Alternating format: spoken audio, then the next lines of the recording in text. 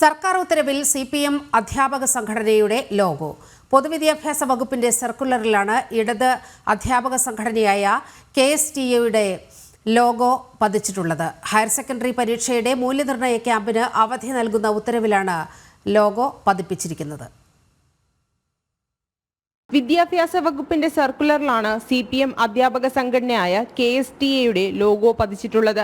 കഴിഞ്ഞ ദിവസം പൊതുവിദ്യാഭ്യാസ ഡയറക്ടറുടെ ഓഫീസിലെ ഹയർ സെക്കൻഡറി വിഭാഗം ഇറക്കിയ സർക്കുലറിലാണ് KSTAയുടെ ലോഗോ ഉള്ളത്. ഹയർ സെക്കൻഡറി പരീക്ഷാ ഉത്തരക്കടലാസുകളുടെ മൂല്യനിർണ്ണയ ക്യാമ്പുകൾക്ക് 12 മുതൽ 15 വരെ അവധി നൽകിയ ഉത്തരവിലാണ് KSTAയുടെ ലോഗോ.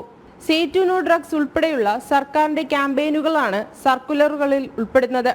ഇത് ഒഴിവാക്കിയാണ് സിപിഎം സംഘടനയുടെ ലോഗോ വച്ചത്. ഇതിനെതിരെ പ്രതിഷേധം ശക്തമായിട്ടുണ്ട്.